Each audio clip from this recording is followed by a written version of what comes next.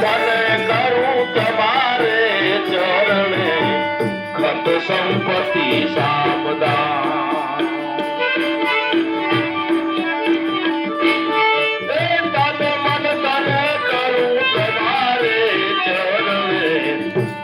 સંપત્તિ સામદાન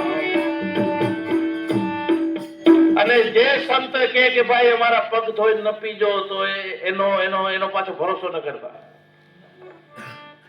એ પોતે પોતાથી ઉગાય છે આપણે કેવો અભ્યાસ કરાવે ઘણા સંત કે ને એવું ના આવે તો એનો ભરોસો ન કરતા કારણ કે પોતે જ એના પગથી ઉગાય પોતાને એનો પગ છે એવું એને શરીર માનીને બેઠો છે પોતાનો પગ માનીને બેઠો છે પોતાનો બ્રહ્મ છે એવું માનીને નથી બેઠો એ પોતે પોતાનો પગ છે એવું માનીને બેઠો છે કલ્પના માનીને બેઠો છે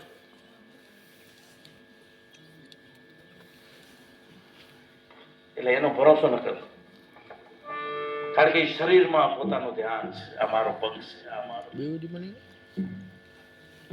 કેશવ ભગવાન કે હું અખંડી આત્મા છું અહીંયા તત્વ નથી તો कैसे बनी काया लिंग नहीं मैं किसको कहूं माया તત્વ જ નતા હું જ હતો તો કાયા બની ક્યાંથી કાયા જ નથી लिंग नहीं मैं किसको कहूं माया अभी इंद्रियों नहीं तो मैं विषयों कहां ठहराऊं साधु भाई मैं आप अखंडी कहा हूं एक ज्ञान मोतीराम साहेब नक्की कर લીધું मैं अभंगी आत्मा सृष्टि में કેશવ અભંગી છે તો હું અભંગી છું કારણ કે મને એનો અભ્યાસ થયો છે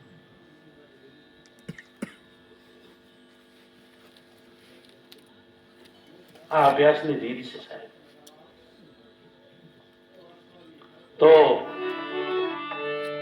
રામ રામ તો બધા ભગવાન કરતા હતા મૂકવા ગયા પણ ખેવટે લાભ લીધો એવો કેને લાભ નથી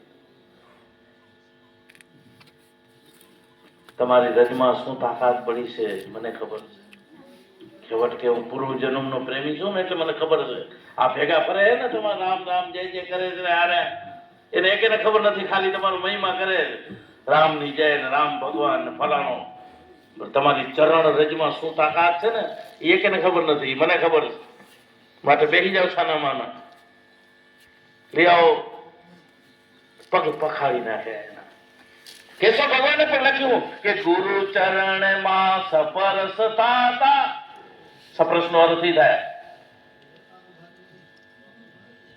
અખંડ જ્યોત રહે જાગતી કેશવ નોવત નામની જુગો જુગથી રહી વાગતી આ વાણીઓ એમને નથી લખાણી એમને શબ્દો નથી નીકળ્યા અનુભવ કર્યા છે તો આપણે પણ જો ગુરુનો અનુભવ કરવો તો કેશવ ભગવાને અનુભવ કર્યો અને તન મન ધન અર્પણ કરવાની રીત કેશવ ભગવાને બતાવી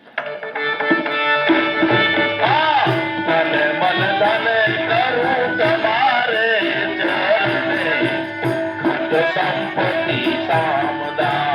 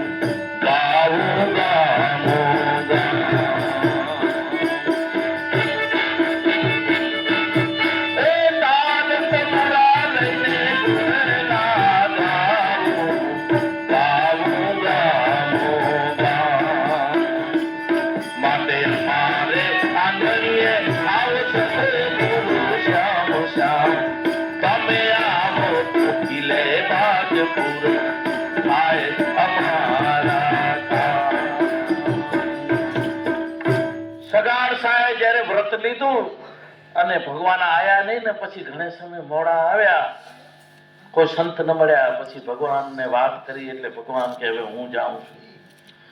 એટલે ભગવાનની આખી રીત અલગ હોય. પોતે કોઠિયા થઈને ગયા અને સગાસાને ખબર પડી કે ગામમાં સાધુ આવ્યા, તેડવા ગયા. હાલો, એટલે ભગવાન કે ભાઈ હું સાધુ છું પણ હું બીજાની જેમ નથી જાતો, તું તેડવા આવ્યો એટલે હું ના આવું, કારણ કે અમારી રીત અલગ છે. निर्गुण की गति न्यारी, यह समस्या सदगुरु की ऐसी, जो समझे तो सुखकारी, संतो निर्गुण की गति न्यारी. તો કે શું? તો કે ચંગાવતી તેડવા આવે તો આવું,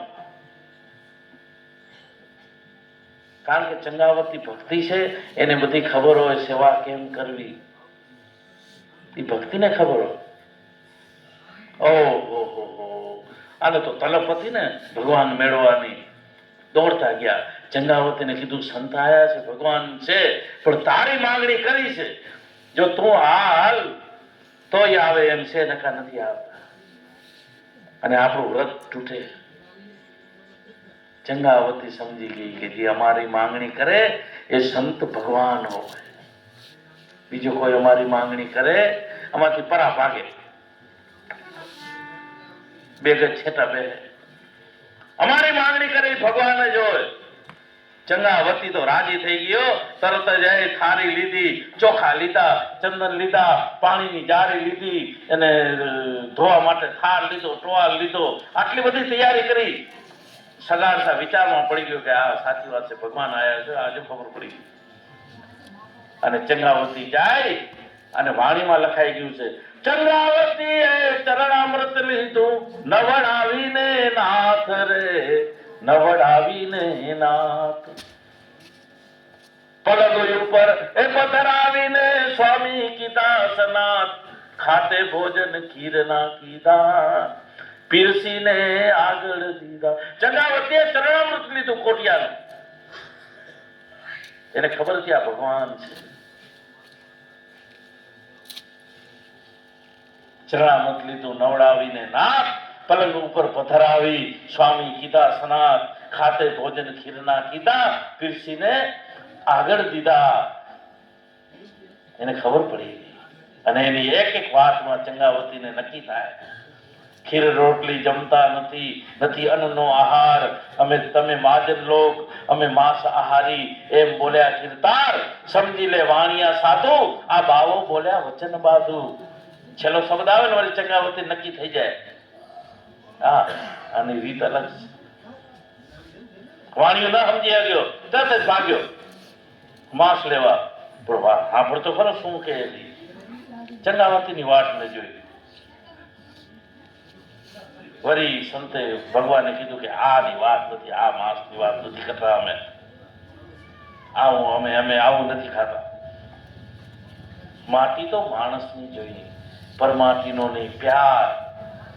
અમે માણસને જ્ઞાન દેવા માટે આયા છીએ, મનુષ્યને, જનાવરને જ્ઞાન દેવા નથી આયા. એ તો સજા ભોગવે જરા.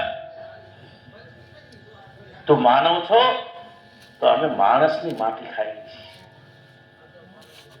માનવનું શરીર મિથ્યા કરી છીએ અમે. હા, તું એટલો સમજો નહીં, તારે ધોડે ગયો. માણસ માટી તો માણસની જોઈએ, પર માટીનો ને પ્યાર. અઘોર પંથી અમે કહેવાઈએ, આ તો ખેલખાનાની ધાર. વાણિયા, જો તારું વ્રત ફળશે ને તો તને અવિનાશી મળશે. આ એક એક ભાષામાં ચંગાવતી સમજી.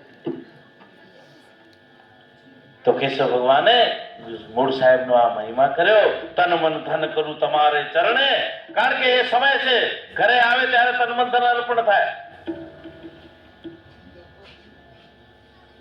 તમે ઘરે આવો તો તન મન ધન અર્પણ કરું. ખટ સંપત્તિ સામ દામ, 6 પ્રકારે તમારી ભક્તિ કરીશ.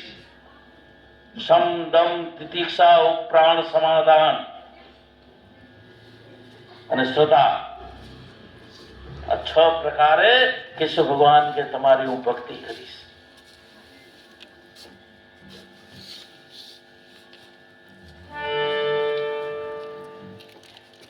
સમાધાન ભક્તિ એટલે તમે જેમ કહેશો એમ ગુરુ કહે છો કરના વહાં ચિત્ત ધરના એ કેમ કરવાનું એના સામે દલીલ નહીં કરવાની. અમારા સાહેબ ઘણી વાર કહેતા આપણે કે ગુરુ કહે કે રાતના 1 વાગે સૂરજ ઉગ્યો છે તો ઉગ્યો જ હોય, દલીલ નહીં કરવાની, કારણ કે એમાં ભેદ હોય.